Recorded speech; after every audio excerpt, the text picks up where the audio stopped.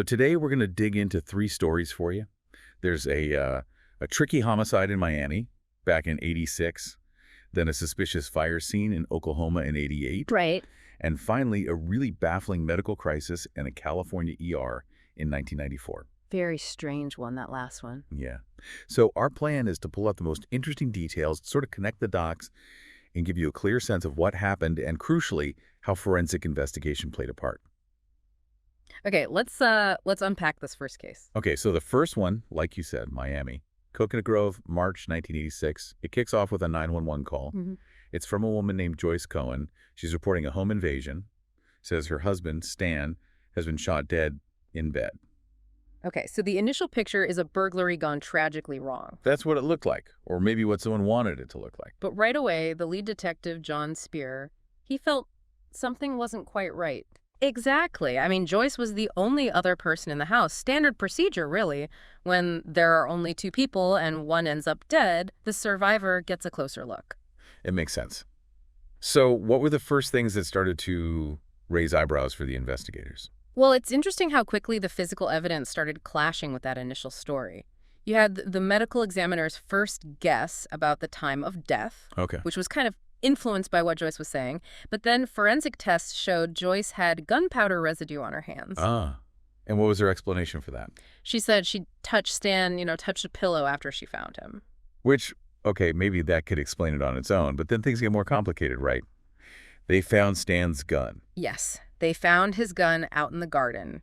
And here's the kicker. It was wiped clean with facial tissue. Wiped clean. That screams cover-up, doesn't it? Trying to get rid of fingerprints, surely. What does that usually signal to investigators? A wiped weapon almost always means someone handled it who didn't want anyone to know they handled it. It's a huge red flag. Especially combined with the gunpowder residue on her hands. Precisely. It really started to focus the investigation on her.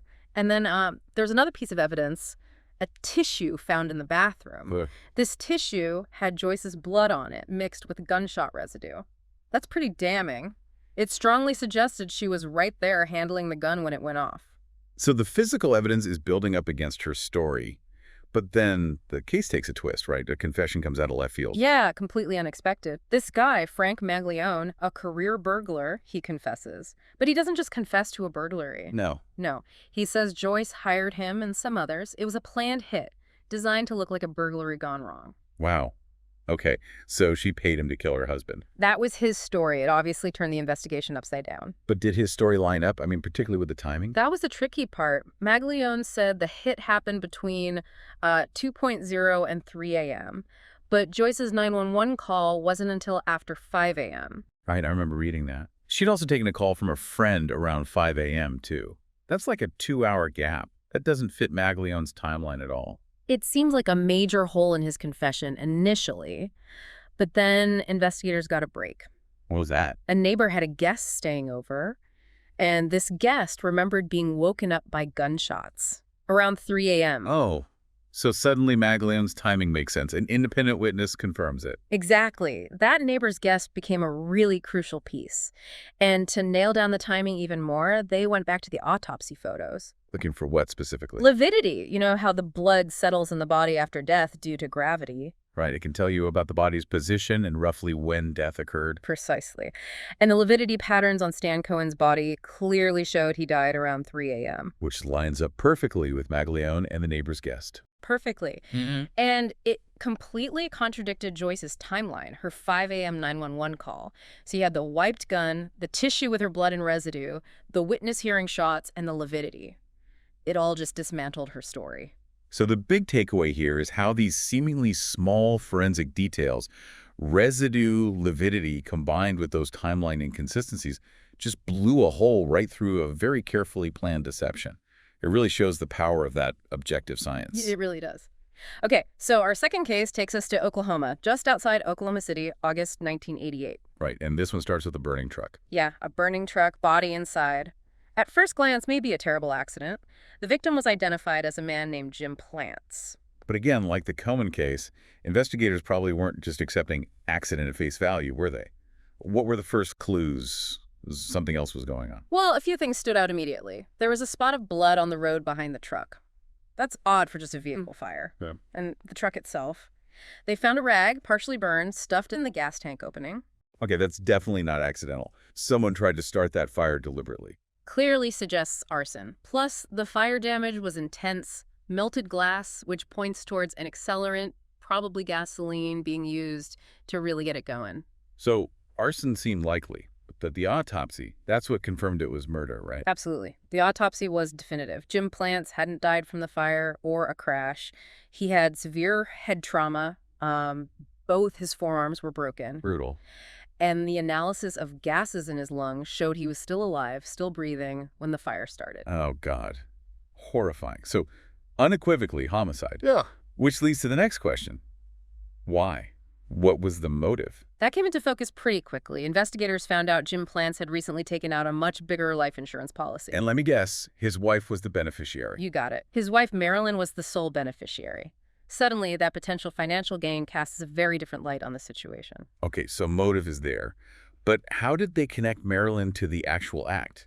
Did someone talk? They got a huge break from a guy named Roderick Ferris. He was actually in jail for stealing Jim's truck after the murder. Okay. Ferris claimed Marilyn had offered him $10,000 to kill Jim. He also pointed fingers at two other guys, Clifford Bryson and Clinton McKimball, saying Marilyn had made the same offer to Bryson. So now we're looking at a conspiracy. Multiple people involved. Exactly. The police followed up on Bryson and McKimball, and eventually both of them confessed. What did they say happened? Their story was grim. They said they beat Jim Plants with baseball bats at his own home until he was unconscious. At the house. At the house. Then they put him in his truck, drove him to that remote spot, set the truck on fire, all they claimed, orchestrated by Marilyn. Wow. Okay, so you have confessions, Right. but you still need physical proof to back them up, especially to link Marilyn directly, right? What did the forensics find? They got a search warrant for the Plants' home, and inside, they found bloodstains on the carpet in the master bedroom. Crucially, these stains were under an area rug that looked new. Trying to cover it up. Seems like it. They also found 2 baseball bats hidden in a closet, stained with blood. Directly corroborating the confessions about the beating. Yes. And the trail didn't end there. Bryson and McKimball also told the police something else. Oh, what was that? They said after they burned the truck, they went back to Marilyn's house. Their clothes were bloody, so she gave them Jim's clothes to wear instead. Okay. And they said they dumped their own bloody clothes in a creek nearby. Police searched the creek. And found him. They did. Blood-soaked clothes. And the DNA analysis, done by a forensic chemist named Joyce Gilchrist, matched the blood on those clothes to Jim Plants. Incredible. So the forensic evidence just keeps piling up, linking everything together. Absolutely. And then there was one more, almost mundane detail that turned out to be huge. Yeah. Bank records. They showed Marilyn Plants bought a brand new area rug on the exact same day her husband disappeared. The day of the murder, she went out and bought a rug to cover the bloodstains. It strongly suggested she was cleaning up the crime scene right away. So you have the motive, the confessions, the blood in the house, the bats, the clothes in the creek with his DNA, and then the rug purchase. It painted a really clear picture of a premeditated murder, planned and executed with Marilyn's involvement. It's amazing how sometimes the most everyday actions, like buying a rug, can become such a critical piece of evidence in hindsight. Exactly. That rug purchase really helped solidify the whole narrative. Okay, our third deep dive shifts gears quite dramatically. We're going to an emergency room. Riverside Hospital, California, February 1994. What happened there sounds, well, almost unbelievable. It was extremely bizarre. A patient, Gloria Ramirez, who had advanced cancer, was brought into the ER. And very soon after she arrived, multiple staff members, doctors, nurses started getting sick. Really sick. And the symptoms were strange, weren't they? Not like a typical flu or something. Not at all. People described seeing an oily sheen on Ramirez's skin. There were reports of strange smells, like ammonia or fruity garlic. Beige-colored crystals were apparently seen in her drawn blood samples. Crystals in her blood. Yeah. And then staff started collapsing, fainting, tremors, difficulty breathing. It sounds like chaos erupted. Total confusion and panic, I imagine. What did they think was happening? A chemical spill? Some kind of toxic exposure? That was the immediate thought. They called in a hazmat team. They swept the ER looking for any environmental cause, any toxin leak. They found nothing. Absolutely nothing in the environment could explain it. Meanwhile, tragically, Gloria Ramirez died. The autopsy later determined her cause of death was kidney failure due to her cancer. But that didn't explain why all the staff got sick around her. Not at all. The mystery just got deeper. So the hospital sent her blood and tissue samples off to a high-tech lab, Lawrence Livermore National Laboratory, for really detailed analysis. What did Livermore find? They found something specific. Unusually high levels of a chemical called dimethylsulfone, DMSO2, in her blood. DMSO2. What is that? It's basically a breakdown product of DMSO, dimethyl sulfoxide. Oh, DMSO. I've heard of that. Sometimes used kind of off-label for pain relief, right? Like a topical cream or something. Exactly. So it's plausible Gloria might have been using DMSO to manage her cancer pain. But was the DMSO2 itself toxic enough to cause nurses to faint and have trouble breathing? Well, that was the problem. Generally, no. DMSO2 isn't considered that toxic, especially not to cause such severe, rapid reactions in so many people just from being near her or handling blood samples. So finding DMSO2 didn't really solve the mystery of the staff's illness. Could something else have been going on chemically? A chemist at the lab, Patrick Grant, came up with a really interesting theory. He wondered if the DMSO2 in her blood, perhaps in the syringe after it was drawn, could have chemically converted into something else. Like what? Into dimethyl sulfate, DMSO4. Now that is a highly toxic industrial chemical, very dangerous. Okay, how could that conversion happen? Grant theorized that maybe the drop in temperature as the blood cooled in the syringe, possibly combined with oxygen introduced during the blood draw, could have triggered a reaction converting DMSO2 to the much nastier DMSO4. And would DMSO4 explain the staff's symptoms? The fainting, the breathing problems? The symptoms reported were actually quite consistent with exposure to dimethyl sulfate, so the theory seemed to fit the facts quite well.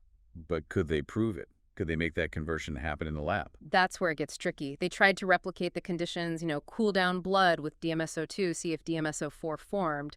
The results were inconclusive. They couldn't definitively make it happen in the lab setting.